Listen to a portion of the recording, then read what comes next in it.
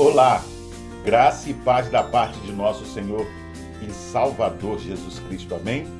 Seja bem-vindo. Você está no canal B de Fé, Escola Bíblica à Distância. Caso você deseje, você pode acessar este comentário em PDF no site do canal e utilizar nossos infográficos para incrementar e dinamizar a sua aula. Nós também temos lições para crianças e juniores. O link está na descrição deste vídeo. Como você sabe, nós estamos estudando a revista Palavra e Vida da Convenção Batista Fluminense, cujo tema central para esse trimestre é Gálatas, a Carta da Liberdade. Hoje, na lição de número 8, o tema será o fruto do Espírito Santo. Para os mestres judeus que tentavam de todas as formas trazer os rituais da lei para dentro da igreja, a circuncisão era uma necessidade para a justificação, tanto quanto para a santificação. Os legalistas eram judeus que acreditavam em Jesus como Messias, mas não renunciavam à lei de Moisés. No entanto, o Evangelho nos orienta que a salvação e a justificação só acontecem mediante a graça salvadora de Cristo na cruz do Calvário.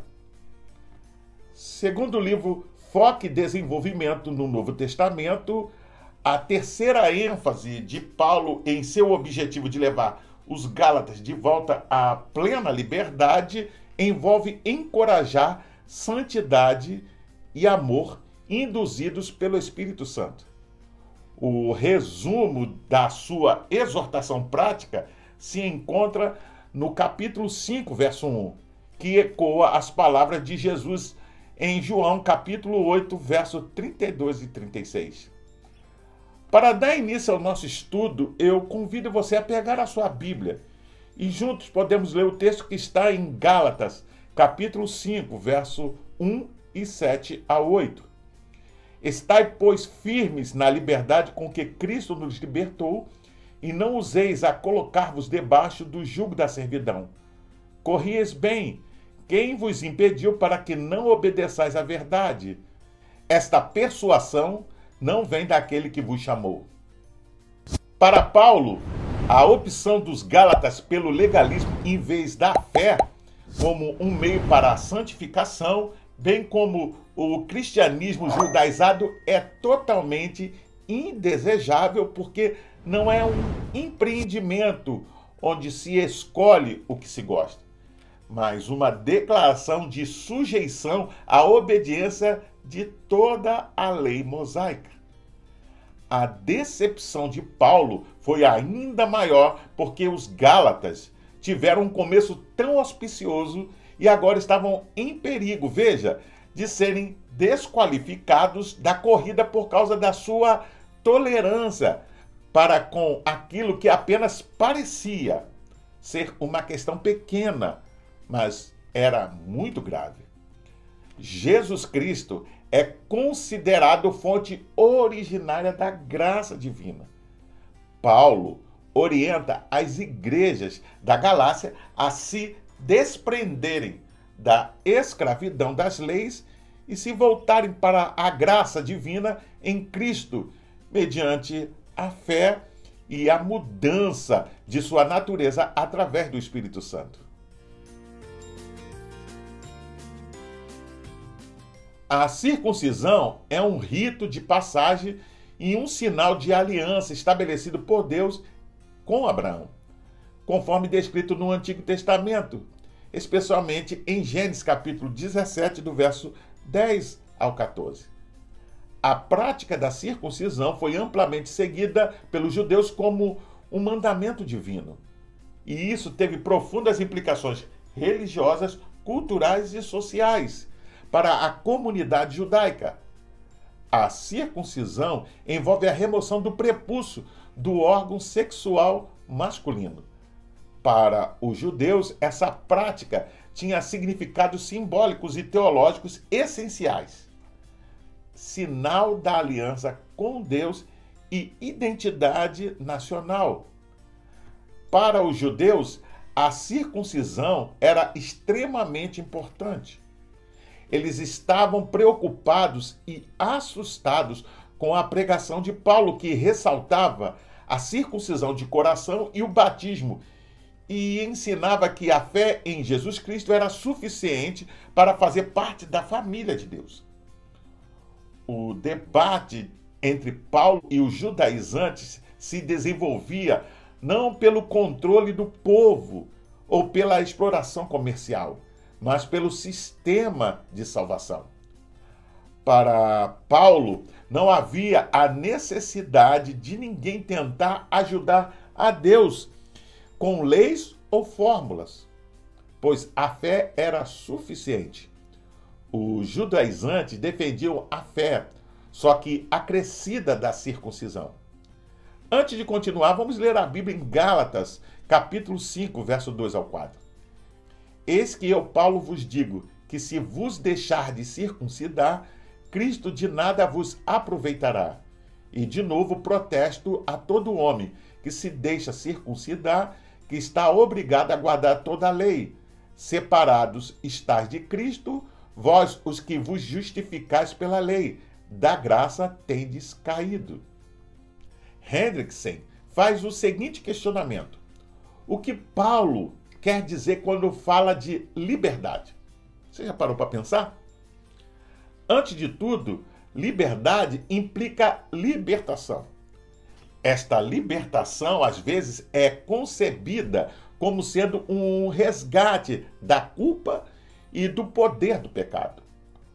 O contexto indica que ele está pensando particularmente em ser liberto da lei, ou seja, em ser liberto daquela maldição que a lei pronunciou contra o pecador que estava tentado com extremo esforço, de certo, sem qualquer sucesso.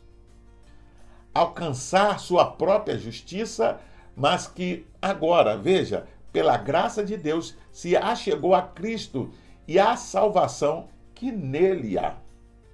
Para os eleitos de Deus, esta libertação inclui o resgate das consequências da incapacidade da lei em dar vida ao que está morto. Por isso, Paulo, de forma contundente, afirma que se eles se circuncidassem, Cristo não teria valor nenhum. Aceitar a circuncisão implicaria no abandono da salvação pela graça, o que significaria que eles estariam perdidos, porque ninguém poderia ser salvo pelas obras da lei ou por qualquer outra coisa, a não ser por Jesus Cristo. Ele veio nos libertar, veio nos livrar da condenação do pecado, da culpa e das obrigações da lei, que só levam à escravidão. Ele afirma: eu, Paulo, vos declaro que Cristo de nada vos servirá se vos deixardes circuncidar. Você vê isso no verso 2. Agindo assim, tudo que Cristo fez, seu sacrifício na cruz, não teria nenhum valor. Para Paulo, o homem é pecador, sendo impossível se salvar pelas obras da lei, porque não teria condições de cumpri-las. Cristo era suficiente em sua obra de salvação.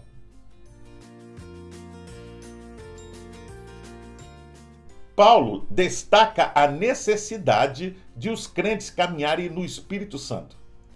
Ele contrasta as obras da carne com os frutos do Espírito, encorajando os crentes a viverem de acordo com a orientação do Espírito.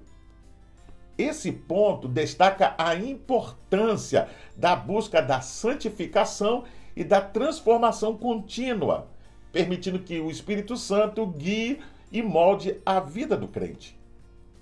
As palavras vos mordeis e devorais indicam as ações de feras na floresta. Paulo havia identificado as contendas que surgiram dentro da igreja dos Gálatas. Todos nós já conhecemos os conflitos que surgem dentro das igrejas, quando problemas aparecem de cunho moral ou doutrinário. Ou seja, pessoas feridas, escândalos na comunidade, gente desanimada e afastados devido às atitudes dos membros locais.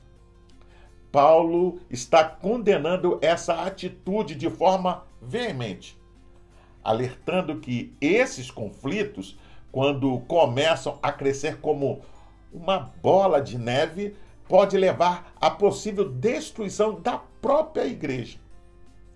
Isso geralmente acontece quando uma igreja local se divide, transformando-se em um local onde reputações são destruídas para sempre. Consciências são amortecidas e incrédulos se afastam da igreja, desgostosos e enojados. Antes de continuar, vamos ler a Bíblia em Gálatas, capítulo 5, versos 16 ao 18. Digo, porém, andai em espírito e não cumprireis a concupiscência da carne, porque a carne cobiça contra o espírito e o espírito contra a carne, e estes opõem-se um ao outro, para que não façais o que quereis. Mas se sois guiado pelo espírito, não estáis debaixo da lei. Para Barclay, ninguém era mais consciente das tentações ou das tensões da natureza humana que Paulo. Para ele, era essencial que a fé e a liberdade cristãs não significassem liberdade para satisfazer o aspecto mais baixo da natureza humana. Isso mesmo. Mas sim, liberdade para viver a vida do Espírito. Aqui, Paulo, o apóstolo, nos oferece um catálogo de coisas que são más.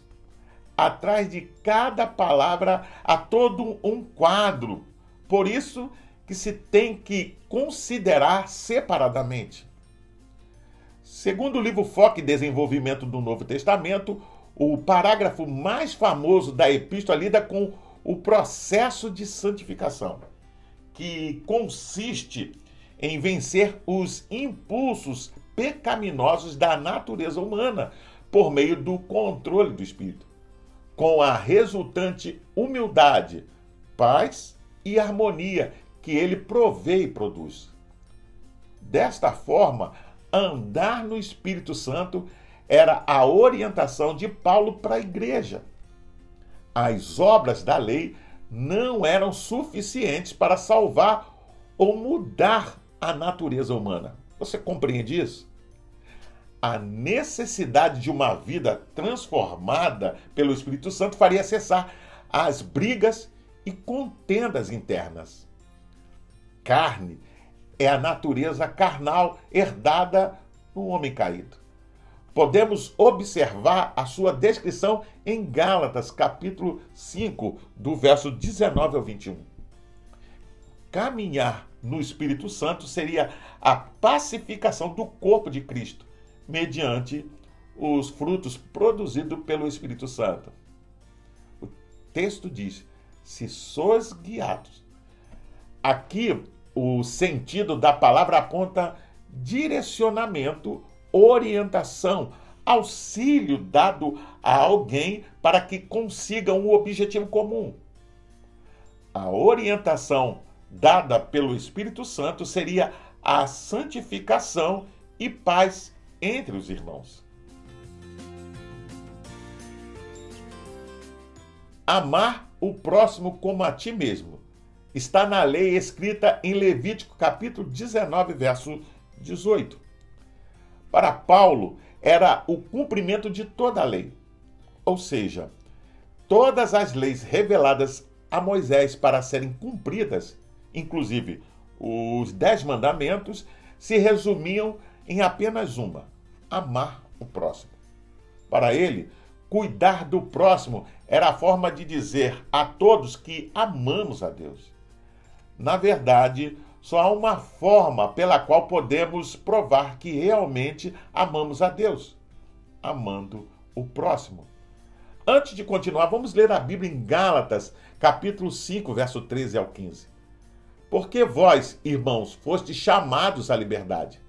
Não useis então da liberdade para dar ocasião à carne, mas servir-vos uns aos outros pelo amor.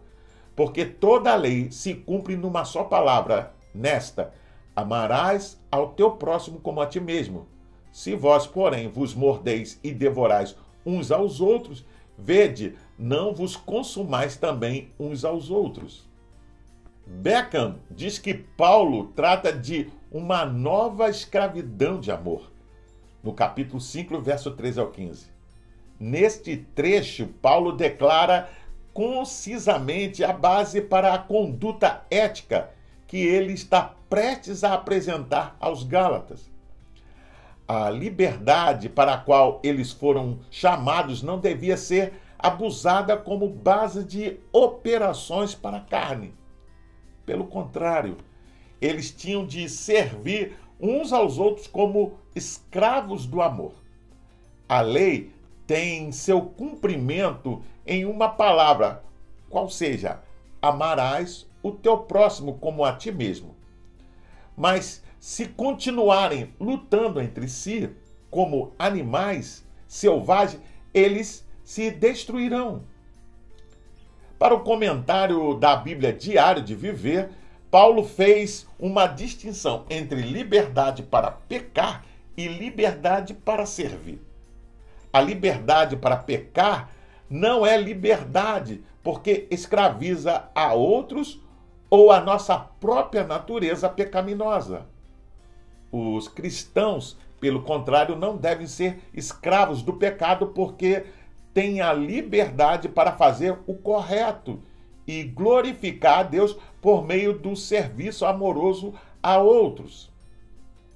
Desta forma, quem ama seu próximo não vai desejar mal a ele, acusá-lo, prejudicá-lo, mas desejará o seu bem. Paulo apresenta o fruto do Espírito Santo, sendo amor o primeiro deles, e que todos derivam da mesma raiz. Os demais, como alegria, paciência, amabilidade, bondade, fidelidade, mansidão e domínio próprio, são frutos do Espírito que atuam em nós através da graça derramada. Essa comparação é feita por Paulo para evidenciar o que são as obras da lei e obras do Espírito. Essa transformação só é possível quando nossa carne está crucificada em Cristo Jesus. Essa obra é fundamental para a nossa santificação diária, mediante a fé em Cristo. A lei poderia produzir uma imagem externa de santificação, mas o coração permaneceria em pecado. A graça, mediante a fé, produz uma transformação interior, mudando todo o nosso ser e nossa natureza caída.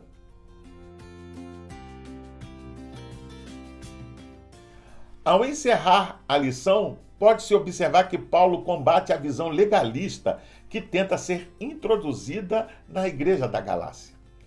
Paulo mostra que não existe nenhuma possibilidade de alguém vencer a carne, a não ser, veja, com a presença do Espírito Santo. Os rebeldes que não se curvam a Cristo estão aprisionados pelo pecado e sujeitos à condenação da lei. O legalismo é apenas um pano que esconde o pecado dentro dos corações. O fruto apresentado por Paulo na carta mostra as qualificações do verdadeiro cristão. A transformação é gerada pelo Espírito Santo de dentro para fora e sinaliza a mudança feita pelo Espírito. Uma vida na carne e sem amor ao próximo pode identificar que algo está errado em nossa vida. Outro ponto em destaque nesta seção da carta é sobre a liberdade. Ela é inerente à vocação cristã para a salvação e não deve ser convertida em licenciosidade. Preste atenção nisso. O apóstolo mostra que isto é o que acontece quando a liberdade é considerada como uma oportunidade, podemos assim dizer, para a carne satisfazer seus apetites. Para Moody, a única contramedida eficiente é servir os outros pelo amor. O pensamento pode ser parafraseado assim: vocês professam ser muito zelosos pela lei, a qual eu lhes declarei ser escravidão. Mas se vocês realmente estão procurando a escravidão, eis aqui um tipo que é inofensiva, até mesmo beneficente. Eu a recomendo a vocês. Sejam escravos uns dos outros na demonstração do amor. No entanto, viver sobre a direção do Espírito Santo é reconhecer que todas as áreas de nossa vida seguem sob o seu controle. Se ainda não fomos totalmente transformados, cabe uma avaliação e mudanças em nossas ações. Eu finalizo perguntando: em qual situação você encontra dificuldade para amar o seu próximo? Qual área de sua vida você necessita de mudança e transformação? O que você costuma fazer diante das dificuldades com sentimentos como raiva, ódio e tristeza? Eu convido você a fazer a leitura diária que vai de segunda até domingo, onde você vai encontrar diversos textos que vão te ajudar a entender e a compreender melhor essa lição. Você também pode baixar a revista Palavra e Vida da Convenção Batista Fluminense. Basta acessar o link que vai estar na descrição desse vídeo. E aí você entra e baixa para o seu tablet, celular e computador e não só vai poder rever essa lição, mas acompanhar futuras lições. Pois bem, eu sou o pastor Carlos Guerra e você está no canal Beit Sefer, Escola Bíblica à Distância. Hoje nós estudamos a lição de número 8 e o tema foi o fruto do Espírito Santo.